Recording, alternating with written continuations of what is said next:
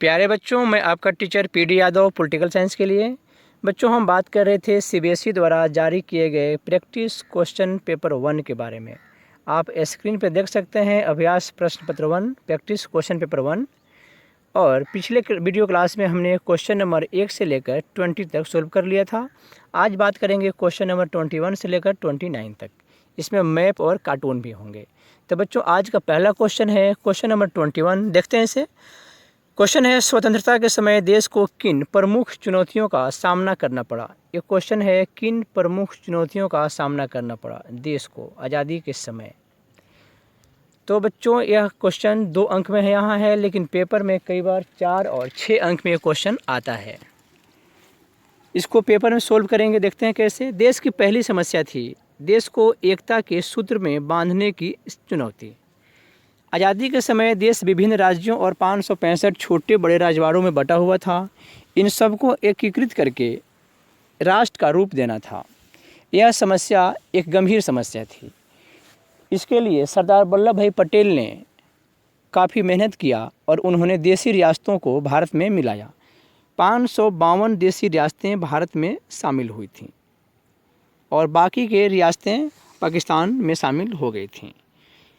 अगला पॉइंट है, लोकतंत्र स्थापित करने की चुनौती।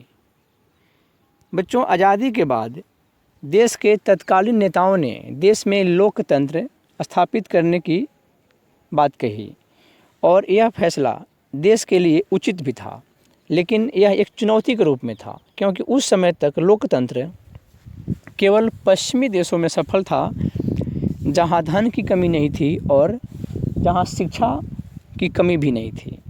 मतलब लोकतंत्र उस समय तक पश्चिमी देशों में, अमेरिकी देशों में और यूरोपीय देशों में सफल था, जहां अमीरी थी और वहां के नागरिक शिक्षित थे। भारत उस समय आज़ाद हुआ था, गरीबी थी और देश में निरक्षर लोगों की जमात ज़्यादा थी, यानी साक्षरता बहुत कम। तो इसलिए यह एक चुनौती लग रही थी। लेकिन जब चुनाव हुआ उस समय सुकुमार सेन के नेतृत्व में चुनाव आयोग बना, वे चुनाव आयुक्त बने और चुनाव सफल हुआ, देश में लोकतंत्र स्थापित हो गया। बच्चों, अगली समस्या, तीसरी समस्या की बात करते हैं। आर्थिक विकास से संबंधित समस्या थी। इस चुनौती से निपटने के लिए सरकार ने योजना आयोग, पंचवर्षीय योजना और राष्ट्रीय विकास परिषद की स्थापना की। जब देश आज़ाद हुआ था तो तीसरी समस्या थी देश का आर्थिक विकास करना, लोगों का विकास करना। तो इसके लिए देश के नेताओं ने, देश के योजनाकारों ने योजना आयोग, पंचवर्षीय योजना और राष्ट्रीय विकास परिषद की स्थापना की। बच्चों, अगला क्वेश्चन देखते हैं। अगला प्रश्न है क्वेश्चन नंबर 22। यह क्वेश्चन है, राष्ट्रीय आपातकाल के कोई 2 प्रभाव लिखें। राष्ट्रीय आपातकाल के 2 प्रभाव पूछे गए हैं। तो बच्चों, सबसे पहला प्रभाव होगा सत्ता का केंद्रीकरण। जब भी देश में नेशनल इमरजेंसी लगती है, राष्ट्रीय आपातकाल की घोषणा होती है, तो सभी शक्तियां केंद्र सरकार के हाथ में चली जाती है, अर्थात राज्यों की विधायी और प्रशासनिक शक्तियां केंद्र के पास चली जाती है। उसके बाद मौलिक अधिकार निलंबित हो जाते हैं। पॉइंट नंबर 2 है, मौलिक अधिकार निलंबित हो जाते हैं। राष्ट्रीय आपातकाल के दौरान लगभग सभी मूल अधिकार निलंबित हो जाते हैं और उनका लागू होना भी निलंबित हो जाता है। इसमें अपवाद है कि अनुच्छेद 20 और अनुच्छेद 21 ये निलंबित नहीं होते। तो अनुच्छेद 20 में है अपराधों के लिए दोष सिद्धि के संबंध में संरक्षण और 21 है जीवन जीने की स्वतंत्रता। तो ये दोनों मौलिक अधिकार निलंबित नहीं होते हैं। आपकी जानकारी के लिए एक इन्फॉर्मेशन है यहाँ कि जब भी राष्ट्रीय आपातकाल लगेगा 352 आर्टिकल के तहत, तो उसी समय आर्टिकल 358 एक्टिव हो जाएगा और 359 भी एक्टिव हो जाएगा। मतलब यह हुआ कि राष्ट्रीय आपातकाल की घोषणा होने के बाद अनुच्छेद 358 के तहत अनुच्छेद 19 के अंतर्गत जितने मौलिक अधिकार हैं ये निलंबित हो जाएंगे और अनुच्छेद 359 के तहत जो अन्य मौलिक अधिकार हैं, जो आर्टिकल 19 से इतर हैं, अलग हैं, उन मौलिक अधिकारों का लागू होना निलंबित हो जाता है। ठीक है बच्चों। तो अगला क्वेश्चन देखते हैं। क्वेश्चन नंबर 22 का अथवा वाला क्वेश्चन है। क्वेश्चन है, केंद्रीय स्तर पर गठबंधन के युग का शुरुआत कब हुई और राजनीतिक गठबंधन से क्या अभिप्राय है। तो बच्चों, गठबंधन का युग कब शुरू हुआ इसके बारे में पूछा गया है। तो बात करते हैं इसकी। केंद्रीय स्तर पर यानी कि केंद्र सरकार के लेवल पर गठबंधन का युग 1989 में राष्ट्रीय मोर्चा की सरकार के साथ शुरू होता है और 1989 से 2019 तक की सभी सरकारें गठबंधन की सरकारें रही हैं। हालांकि बच्चों 1977 में भी केंद्र में गठबंधन की सरकार आई थी जो थोड़े समय के लिए थी, और इसलिए हम 1989 की बात इसलिए करते हैं कि 1989 से अब तक कंटिन्यू गठबंधन की सरकारें चल रही है। तो इसलिए शुरुआत की बात 1989 से गठबंधन का युग शुरू हो जाता है। अब बात करते हैं, इसी क्वेश्चन का अगला अंश है राजनीतिक गठबंधन से क्या अभिप्राय है। तो बच्चों, जब दो या दो से अधिक राजनीतिक दल मिलकर सरकार का गठन करते हैं तो इसे राजनीतिक गठबंधन कहा जाता है।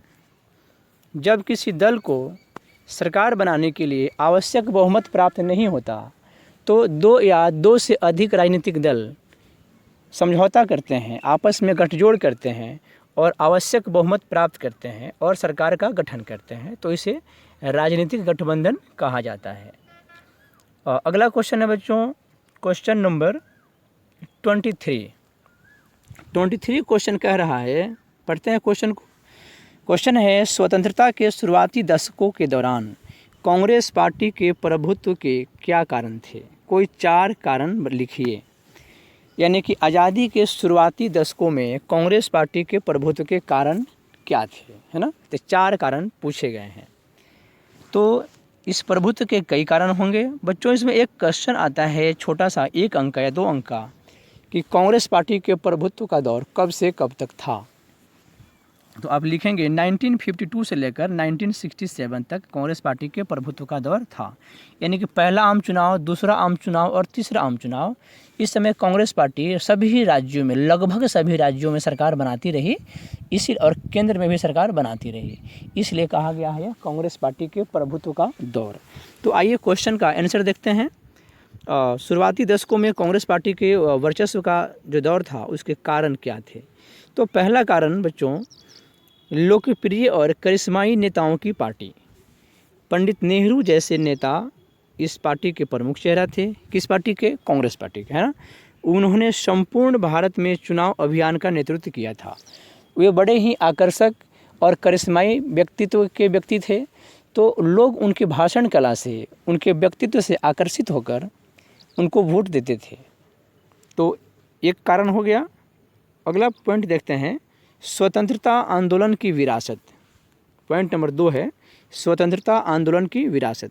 स्वतंत्रता आंदोलन के दौरान कांग्रेस पार्टी ने लोगों के अधिकारों के लिए अंग्रेज़ों से लड़ाई लड़ी थी, इसलिए जनता का विश्वास इस पार्टी पर था और लोगों को लगता था कि कांग्रेस पार्टी ने ही आज़ादी दिलाई है, इसलिए लोग कांग्रेस पार्टी को पसंद करते थे, उन्हें वोट देते थे, इसलिए यह पार्टी लगातार चुनाव जीतती गई। अगला पॉइंट है इसका, सबसे बड़ा संगठित नेटवर्क। कांग्रेस पार्टी का नेटवर्क देश के कोने कोने तक फैला हुआ था। पूरे भारत के लोग इस पार्टी के लिए काम करते थे, चाहे वे छात्र हों, नौजवान हों, किसान हों, मजदूर हों, इंजीनियर हो, डॉक्टर हों, सभी लोग इस पार्टी के लिए कार्य करते थे, एज कार्यकर्ता की तरह काम करते थे। और इस पार्टी की वार्षिक बैठकें भी देश के विभिन्न शहरों में आयोजित की जाती थी, तो लोग इस पार्टी से जुड़ते चले जाते थे, तो इसका लाभ इस पार्टी को मिला। अगला पॉइंट है इसका, कमज़ोर विपक्ष। क्या है इसका पॉइंट 4 नंबर, कमज़ोर विपक्ष। स्वतंत्रता के शुरुआती दशकों में विपक्षी दलों की स्थिति काफ़ी कमज़ोर थी। सबसे पहले आम चुनाव में जहां कांग्रेस पार्टी को 364 सीटें मिली, वहीं विपक्ष की सबसे बड़ी party communist party of India को सिर्फ 16 सीटें मिली थी। अगला पॉइंट लिख सकते हैं, चुनाव लड़ने का अनुभव। कांग्रेस पार्टी आज़ादी से पहले भी प्रांतीय चुनावों में हिस्सा लेती रही थी, तो इस पार्टी को चुनाव लड़ने का अनुभव भी था, इसका भी लाभ मिला। और एक और पॉइंट नोट कर सकते हैं, सबसे पुरानी पार्टी, तो आईएनसी यानी कि इंडियन नेशनल कांग्रेस का स्थापना 1885 में हुई थी। तो 1885 में हुई थी, तो सबसे पुरानी पार्टी थी, तो लोगों को इस पार्टी पर विश्वास था, यह सबसे पुरानी पार्टी है, इसके पास अनुभव है। तो इन सभी कारणों से कांग्रेस पार्टी आज़ादी के शुरुआती दशकों में प्रभुत्व में रही। बच्चों अगला क्वेश्चन देखते हैं। क्वेश्चन नंबर है 24 और ये क्वेश्चन है भारतीय राजनीति में राम मनोहर लोहिया के योगदान। भारतीय राजनीति में राम मनोहर लोहिया का क्या योगदान है, ये क्वेश्चन पूछा गया है।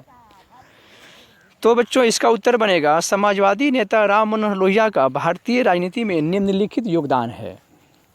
राम मनोहर लोहिया भारत के एक समाजवादी नेता थे, तो भारतीय राजनीति में इनका निम्नलिखित योगदान है। देखते हैं पहला पॉइंट, इसका पहला पॉइंट होगा राजनीतिक दलों के संस्थापक सदस्य। Ram Manohar Lohia Congress socialist party 1934, socialist party 1948 और यूनाइटेड सोशलिस्ट पार्टी के संस्थापक सदस्यों में से एक थे। अगला पॉइंट है गैर कांग्रेसवाद, नॉन कांग्रेसिज्म। राम मनोहर लोहिया गैर कांग्रेसवाद के जनक थे। उनका मानना था कि कांग्रेस पार्टी अधिक समय तक सत्ता में रहकर अधिनायकवादी हो गई है। उनके गैर कांग्रेसवादी राजनीति के कारण ही 1967 में कांग्रेस पार्टी कई राज्यों में चुनाव हार गई थी, जिसमें कहा गया था कि बंगाल तक जाएं, यानी कि हम पंजाब से बंगाल तक जाएं तो जितने शहर मिलते हैं, स्टेशन मिलते हैं, उन सभी जगहों पे कांग्रेस पार्टी के नेता चुनाव हार गए थे। अगला पॉइंट है इसमें लोकतांत्रिक समाजवाद का सिद्धांत। लोकतंत्र में समानता एवं विशेष अधिकारों की समाप्ति के समर्थक लोहिया का यह मानना था कि समाज के प्रत्येक व्यक्ति को उसका उचित हक मिलना चाहिए। लोकतांत्रिक समाजवाद का सिद्धांत राम मनोहर लोहिया ने दिया है। इसका मतलब है, इसका अर्थ है कि वे लोकतंत्र में समानता के समर्थक थे और विशेष अधिकारों के समाप्ति की बात करते थे। लोहिया यह भी मानते थे कि समाज में प्रत्येक व्यक्ति को उसका उचित हक मिले। अगला पॉइंट है बच्चों चौखंबा राज्य का सिद्धांत। इसके बारे में जान लें। राम मनोहर लोहिया लोकतंत्र के 4 आधार स्तंभ की बात करते थे। सबसे निचला स्तर गांव को मानते थे, उसके बड़े ऊपर उसके अगला स्तर को जिला और तीसरे लेवल पे प्रांत और चौथे लेवल पे यानी कि सबसे उच्चतर लेवल पे वे केंद्र सरकार को मानते थे। तो इसको बोलते हैं चौखंबा राज्य का सिद्धांत। वे लोकतंत्र के 4 स्तंभ मानते थे। किसको मानते थे? ग्राम, जिला, प्रांत और केंद्र को। अगला प्रश्न देखते हैं बच्चों। अगला प्रश्न है क्वेश्चन नंबर 25 और ये क्वेश्चन है भारत में 1975 में आपातकाल लागू किए जाने के आर्थिक पृष्ठभूमि का वर्णन करें। ये क्वेश्चन कह रहा है कि जून 1975 में जो इमरजेंसी लगी थी उसका आर्थिक कारण क्या था, आर्थिक पृष्ठभूमि की बात करें, ये क्वेश्चन कह रहा है। तो आइए बात करते हैं इस पर। इसका पहला पॉइंट बनेगा पूर्वी पाकिस्तान से शरणार्थी। पूर्वी पाकिस्तान यानी कि जो आज बांग्लादेश है वह पहले पूर्वी पाकिस्तान था, ठीक है। तो पूर्वी पाकिस्तान से सेना के भय से सीमा पार कर लगभग 80 लाख लोग भारत में आए थे। भारत को इन शरणार्थियों की देखभाल के लिए आर्थिक बोझ उठाना पड़ा था। पूर्वी पाकिस्तान में नागरिकों के ऊपर पश्चिमी पाकिस्तान की सेना अत्याचार कर रही थी, तो इस डर से पूर्वी पाकिस्तान के लोग लगभग 80 लाख लोग सीमा पार करके भारत में आ गए थे और भारत सरकार उनकी देखभाल पर पैसे खर्च की थी, तो इससे देश को आर्थिक बोझ उठाना पड़ा था। अगला पॉइंट है भारत पाकिस्तान युद्ध 1971।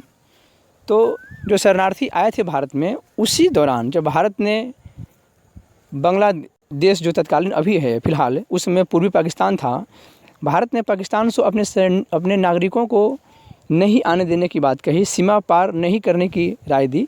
तो भारत को ऐसा लगा कि पूर्वी पाकिस्तान पश्चिम पाकिस्तान से अलग होना चाहता है और पूर्वी पाकिस्तान के रिक्वेस्ट पर ही भारत ने पूर्वी पाकिस्तान को आर्थिक और सैनिक सहायता दिया था। इसी के कारण भारत पाकिस्तान में यानी कि भारत और पश्चिमी पाकिस्तान में युद्ध हुआ 1971 का, और इसी युद्ध के उपरांत बांग्लादेश का उदय भी हुआ है 16 दिसंबर 1971 को। तो यही टॉपिक है भारत पाकिस्तान युद्ध 1971। तो इसके बारे में कहेंगे कि इस युद्ध ने भी भारत को भारी आर्थिक खर्चे की तरफ ढकेल दिया। अगला पॉइंट है तेल की कीमतों में वृद्धि। तो 1970 के दशक के दौरान अंतर्राष्ट्रीय बाजार में कच्चे तेल की कीमतों में भारी वृद्धि हुई। अगला पॉइंट है मानसून की विफलता। 1972-73 में मानसून की विफलता के कारण कृषि उपज में लगभग 8% की गिरावट देखी गई। अगला पॉइंट, औद्योगिक उत्पादन में कमी। औद्योगिक उत्पादन उस समय कम हुआ था और उत्पादन कम होगा तो महंगाई बढ़ेगी, तो एक भी कारण हुआ। अगला कारण है मुद्रास्फीति। कम उत्पादन और महंगे परिवहन के कारण वस्तुओं की कीमतों में ज़्यादा वृद्धि होने लगी थी। सरकार ने अपने कर्मचारियों को वेतन जारी नहीं किया था। तो बच्चों 1975 के आपातकाल, राष्ट्रीय आपातकाल, नेशनल इमरजेंसी घोषित करने के पीछे ये आर्थिक कारण थे। अगला क्वेश्चन देखते हैं। अगला क्वेश्चन 26 है। ये क्वेश्चन है, महाशक्तियों के छोटे देशों के साथ गठबंधन बनाने के कोई 4 कारण लिखिए। क्वेश्चन है कि महाशक्तियाँ छोटे देशों से गठबंधन क्यों करती थीं, 4 कारण पूछे गए हैं। बच्चों यह प्रश्न 2 अंक, 4 अंक और 6 अंक में भी आते हैं। मैं आपको बार बार कहता हूँ कि सैम्पल पेपर और प्रैक्टिस सेट क्वेश्चन में वैसे प्रश्नों को शामिल किया गया है जो साल दर साल पेपर में एग्ज़ाम में आते रहते हैं। तो यह क्वेश्चन बहुत महत्वपूर्ण है, 2, 4 और 6 मार्क्स में भी आता है यह क्वेश्चन। तो देखते हैं इसका उत्तर कैसे लिखना है आपको। महाशक्तियाँ छोटे देशों से निम्नलिखित कारणों से गठबंधन करती थी। पहला कारण है प्राकृतिक संसाधनों एवं खनिज तेल के लिए। दोनों महाशक्तियाँ यानी कि अमेरिका और सोवियत संघ, महाशक्तियाँ जो हैं छोटे देशों से प्राकृतिक संसाधन, तेल, खनिज लेने के लिए भी दोस्ती करती थीं, गठबंधन करती थीं। अगला पॉइंट है सेना के संचालन के लिए, भूमि के लिए। महाशक्तियाँ अपने सैनिकों के संचालन के लिए छोटे देशों के भूमि का इस्तेमाल करती थीं। अगला पॉइंट है सैनिक अड्डा एवं खुफिया कार्यों के लिए। महाशक्तियाँ छोटे देशों में अपने सैन्य अड्डे बनाया करती थीं और छोटे देशों का इस्तेमाल खुफिया कार्यों के लिए भी करती थीं। अगला पॉइंट है वित्तीय मदद के लिए। महाशक्तियाँ अमेरिका और सोवियत संघ यानी यूएसए और यूएसएसआर छोटे देशों से आर्थिक सहायता भी लिया करती थीं। हालांकि महाशक्तियाँ कई बार छोटे देशों को हेल्प करती थीं वित्तीय रूप से, लेकिन छोटे देशों से भी कई मौक़ों पर थोड़े बहुत आर्थिक सहायता लिया करती थी। ठीक है, तो ये था कारण कि महाशक्तियाँ छोटे देशों से गठबंधन क्यों करती थी। बच्चों अगला क्वेश्चन है, क्वेश्चन नंबर 26 में अथवा वाला क्वेश्चन है। क्वेश्चन कह रहा है गुटनिरपेक्ष आंदोलन के कोई 4 प्रमुख उद्देश्य लिखिए। बच्चों गुटनिरपेक्ष आंदोलन के उद्देश्य और एक क्वेश्चन और आता है कि वर्तमान समय में जब कोल्ड वॉर नहीं है, कोल्ड वॉर समाप्त हो चुका है, तब गुटनिरपेक्ष आंदोलन की क्या प्रासंगिकता है, क्या महत्व है। यह क्वेश्चन भी पेपर में आता है और बहुत ही महत्वपूर्ण क्वेश्चन है। तो आइए इसके बारे में बात करते हैं। वर्तमान समय में गुटनिरपेक्ष आंदोलन में 120 से अधिक देश हैं, जिसमें अल्पविकसित देश यानी कि LDC, लिस्ट कंट्री, और विकासशील देश भी हैं। इन्हें तीसरी दुनिया का देश भी कहा जाता है। बच्चों पेपर में आएगा LDC का विस्तार लिखें तो list, LEAST, list developed country, अल्प विकसित देश लिखना है ना। तो हम बात कर रहे थे कि इन्हें तीसरी दुनिया का देश भी कहा जाता है और इनकी प्रासंगिकता क्यों है इसकी बात करते हैं या उद्देश्य क्या है। तो पहला पॉइंट है इसका, पश्चिमी वर्चस्व को कम करने के लिए। पश्चिमी देशों के दबदबे को और उनके स्वार्थपूर्ण नीतियों को नियंत्रित करने के लिए 120 से ज़्यादा देशों का यह मंच ज़्यादा महत्वपूर्ण है। ठीक है, अगला पॉइंट है स्वतंत्र विदेश नीति के लिए। शीत युद्ध के दौर में 9 स्वतंत्र देशों को किसी एक महाशक्ति में शामिल होने से उनकी स्वतंत्रता को खतरा होता और वर्तमान समय में भी अल्प विकसित देशों की संप्रभुता एवं उनके स्वतंत्र विदेशी संबंधों के लिए गुटनिरपेक्षता का यह मंच बहुत ही ज़रूरी है। ठीक है, वर्तमान समय में भी अगर कोई देश अपनी स्वतंत्र नीति का पालन करना चाहता है तो उसे किसी महाशक्ति के वर्चस्व में नहीं आने की ज़रूरत है। तो अभी आजकल 120 से अधिक देश गुटनिरपेक्ष में हैं। तो इसमें कमज़ोर देशों का एक ग्रुप है जो पश्चिमी दबदबे को कम करता है और इन्हें अपनी स्वतंत्रता को बनाए रखने में भी मदद करता है यह ग्रुप। और पॉइंट नंबर 3 है सहायता समूह बनाने के लिए। इन देशों की समस्याएं लगभग एक जैसी है। किन देशों की? गुटनिरपेक्ष के देशों की। ये देश आपसी सहयोग के लिए भी संगठित हैं, जिसे दक्षिण दक्षिण सहयोग कहा जाता है। गुटनिरपेक्ष के देश आपस में परस्पर जो सहयोग करते हैं इन्हें दक्षिण दक्षिण सहयोग कहा जाता है। तो आप क्वेश्चन कर सकते हैं कि दक्षिण दक्षिण ही क्यों? तो इसलिए कि अल्प विकसित देशों को दक्षिणी गोलार्ध का देश कहा जाता है, ठीक है। और एक गठबंधन, एक सहयोग उत्तर दक्षिण सहयोग का भी होता है। जब विकसित देश, पश्चिमी देश यानी उत्तरी गोलार्ध के देश इन गरीब देशों का हेल्प करते हैं, सहायता करते हैं, तो उसको उत्तर दक्षिण सहयोग भी कहा जाता है। अगला पॉइंट है पश्चिमी देशों से व्यापार एवं अन्य सहायता के लिए। पश्चिमी देशों के बाजार इन अल्प विकसित देशों के व्यापार के लिए हमेशा खुले रहें तथा पश्चिमी देश कम कीमत पर LDC को यानी कि लीस्ट डेवलप कंट्री को तकनीकी मुहैया कराएं, इसके लिए भी नियम जरूरी है। अगला पॉइंट है निशस्त्रीकरण के लिए, डिसआर्मामेंट के लिए। गुटनिरपेक्ष वाले देश विश्व में शांति बनाए रखना चाहते हैं और कई संकट के दौरान ये देश यानी कि गुटनिरपेक्ष वाले देश मध्यस्थता की भूमिका भी निभाकर दोनों महाशक्तियों को लड़ने से बचाया भी है। तो ये गुटनिरपेक्ष वाले जो देश हैं निशस्त्रीकरण की वकालत करते हैं, दुनिया में शांति व्यवस्था कायम रखना चाहते हैं। तो इसके लिए भी यह मंच जरूरी है, गुटनिरपेक्ष आंदोलन का महत्व बना हुआ है। बच्चों पेपर में क्वेश्चन आता है कि निशस्त्रीकरण से आप क्या समझते हैं? 1 अंक का क्वेश्चन आता है, तो मैंने यहाँ लिख रखा, आप देख सकते हैं। निशस्त्रीकरण का मतलब होता है हथियारों की कमी अथवा उसमें उनकी समाप्ति। हथियारों की समाप्ति कहें या हथियारों में कमी लाना कहें, डिसआर्मामेंट का मतलब होता है, निशस्त्रीकरण का मतलब होता है रिड्यूस ऑफ वीपन्स, हथियारों में समाप्ति या हथियारों की कमी। तो अगला क्वेश्चन देखते हैं बच्चों। अगला प्रश्न है मंडल कमीशन के बारे में। क्वेश्चन नंबर 27 है, मंडल कमीशन की प्रमुख सिफारिशों का वर्णन कीजिए। क्वेश्चन है मंडल कमीशन की प्रमुख सिफारिशों का वर्णन कीजिए। तो बच्चों मंडल कमीशन अन्य पिछड़े वर्गों की पहचान के लिए था, उनके लिए सिफारिश दिया था इसने। तो इसके बाद करते हैं बच्चों, जब भी आप मंडल कमीशन की बात सुनेंगे तो आप समझ लें कि OBC के आरक्षण की बात की गई है। अन्य पिछड़े वर्गों OBC की पहचान एवं उनके सामाजिक, आर्थिक एवं शैक्षणिक स्थिति का पता लगाने के लिए 1978 में जनता पार्टी की सरकार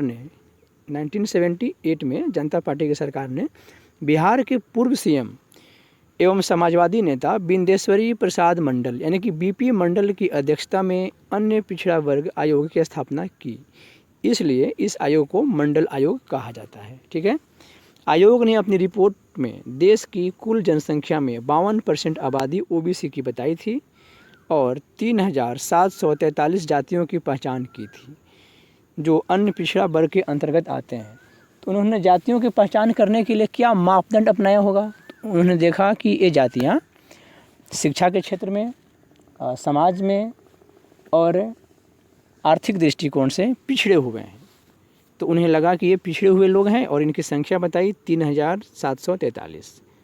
अब है कि इस आयोग ने सरकार से क्या सिफारिश की। आपका जो क्वेश्चन है वो सिफारिश पूछा गया है मुख्य रूप से। तो आयोग की सिफारिशें हैं, आयोग की कई सिफारिशें थीं, लेकिन जो प्रमुख सिफारिश है वो है कि अन्य पिछड़े वर्ग को सरकारी नौकरियों और शैक्षिक संस्थानों में 27% आरक्षण मिलना चाहिए और दूसरा भूमि सुधार कानून लागू करना चाहिए, ठीक है। तो आयोग की जो सिफारिशें हैं उसको लागू कब किया गया? तो 13 अगस्त 1990 को विश्वनाथ प्रताप सिंह यानी राष्ट्रीय मोर्चा की सरकार के प्रधानमंत्री ने इसे लागू करने की घोषणा की, जिसके कारण देश में व्यापक विरोध प्रदर्शन हुआ। छात्रों ने विरोध प्रदर्शन किया और यह मामला सुप्रीम कोर्ट पहुंच गया, जहां इसे इंदिरा साहनी केस के नाम से जाना गया। सुप्रीम कोर्ट ने उच्चतम न्यायालय ने OBC के लिए क्रीमी लेयर का प्रावधान कर दिया कि OBC में जिन लोगों का इनकम ज़्यादा है, उस समय 1 लाख किया गया था और आजकल ज़्यादा है, 8 लाख को भी पार कर गया है।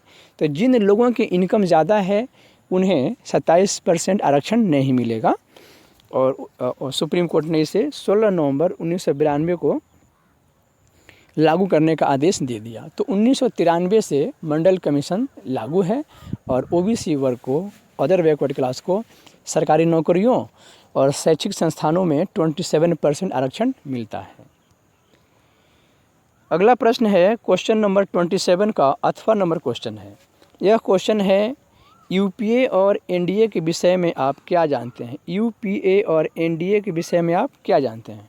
तो बच्चों यूपीए का मतलब होता है यूनाइटेड प्रोग्रेसिव अलायंस, यानी संयुक्त प्रगतिशील गठबंधन। इसको समप्रग भी कह सकते हैं, समप्रग, संयुक्त प्रगतिशील गठबंधन। ठीक है।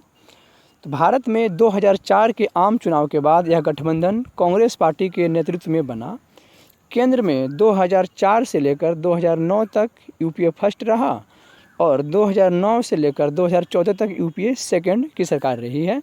और इस दौरान यानी कि यूपीए 1 और यूपीए 2 दोनों में डॉक्टर मनमोहन सिंह प्रधानमंत्री थे और यूपीए की अध्यक्षता थी श्रीमती सोनिया गांधी। श्रीमती सोनिया गांधी यूपीए की अध्यक्षा आज भी हैं। अब बात करते हैं एनडीए की। एनडीए का मतलब होता है नेशनल डेमोक्रेटिक अलायंस, यानी राष्ट्रीय जनतांत्रिक गठबंधन। इसको राजग भी बोल सकते हैं।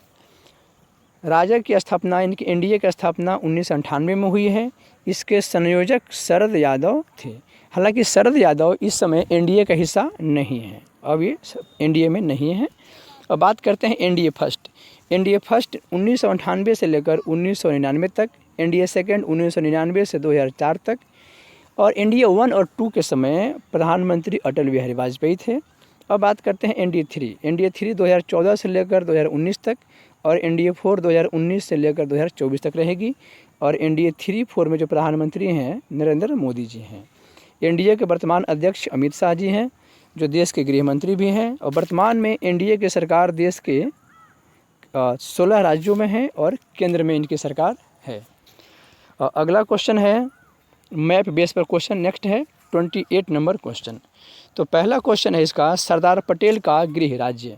बच्चों, भारत के राजनीतिक मैप में सरदार पटेल का गृह राज्य पहचानना है। तो आपको मालूम होना चाहिए सरदार पटेल का गृह राज्य कौन है। पटेल का गृह राज्य है गुजरात। तो गुजरात पे ए लिखा हुआ है। तो हम अब इस प्रश्न के उत्तर में क्वेश्चन नंबर 1 लिखेंगे और उसके सामने ए लिखेंगे और वहाँ गुजरात लिखेंगे। क्वेश्चन नंबर 2 है पोट्टी श्रीरामुलु से संबंधित राज्य। तो बच्चों, मैं आपको पहले भी कह चुका हूँ कि मैप का प्रश्न सोल्व करने के लिए आपको 2 इन्फॉर्मेशन होनी ज़रूरी है। ये जो क्वेश्चन दिया है उसका उत्तर और मैप में वह राज्य किधर है। तो आपको एक मैप अपने फेयर कॉपी पे लगा लेना चाहिए, या आप जहाँ पढ़ाई करते हैं उस जगह भारत का मैप दीवार पे लगा लेना चाहिए, ताकि आप जब भी उसे देखें आपको राज्यों की स्थिति का पता लगता रहे, आपको दिखने लगे कि कौन सा राज्य कहाँ है, आपके दिमाग में ये बात सेट हो जाए। तो पोट्टी श्रीरामुलु से संबंधित राज्य की बात हो रही है, तो आपको मालूम होना चाहिए कि उनसे संबंधित राज्य कहाँ है, कौन सा है। तो बच्चों, उनसे संबंधित जो राज्य है वो आंध्र प्रदेश है।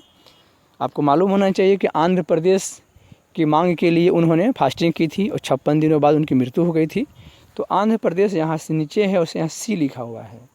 तो हम क्वेश्चन पे आते हैं और यहाँ हम क्वेश्चन 2 लिखते हैं, उसके सामने सी लिखते हैं और आंध्र प्रदेश लिखते हैं।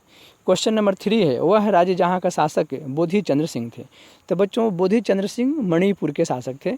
तो 3 के सामने देखते हैं कि मणिपुर पे कौन सा अक्षर है। तो यहाँ मणिपुर पे बी लिखा हुआ है, तो यहाँ 3 लिखेंगे और उसके सामने बी और मणिपुर लिखेंगे। अगला क्वेश्चन है, वह केंद्र शासित प्रदेश जहाँ से 370 निरस्त किया गया। तो ये जम्मू कश्मीर है और जम्मू कश्मीर सबसे ऊपर में होता है मैप में।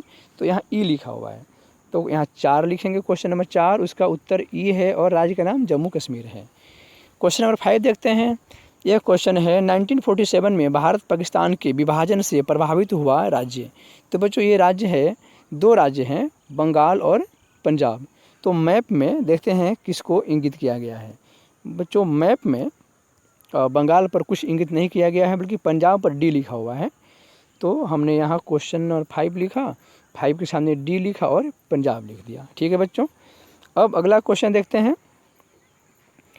प्यारे बच्चों, मैप में एक और क्वेश्चन है जो दृष्टिबाधित बच्चों के लिए होता है, तो हम उसको भी सोल्व कर लेते हैं। ठीक है, तो आइए देखते हैं।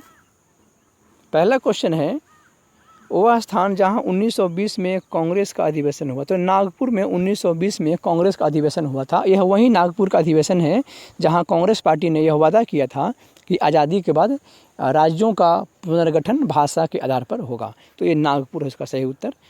अगला क्वेश्चन है, वह नेता जिसकी 56 दिनों की अनिश्चितकालीन भूख हड़ताल के बाद मृत्यु हो गई थी। तो यह है पुट्टी श्री रामुलु, दिसंबर 1952 की मृत्यु हो गई थी।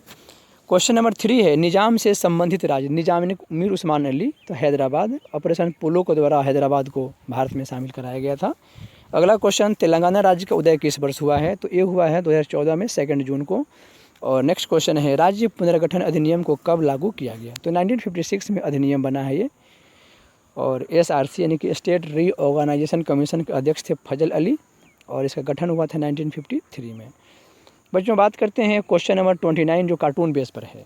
आप कार्टून को ध्यान से देख लें। इसमें एक ड्रैगन है, चीन की दीवार है, और ड्रैगन को आगे से रोकता हुआ एक व्यक्ति है जो अमेरिकी राष्ट्रपति हैं। ठीक है, आपने अब देख लिया होगा, ये चीन की दीवार है और ये ड्रैगन है और ये अमेरिकी राष्ट्रपति को दिखाया गया है।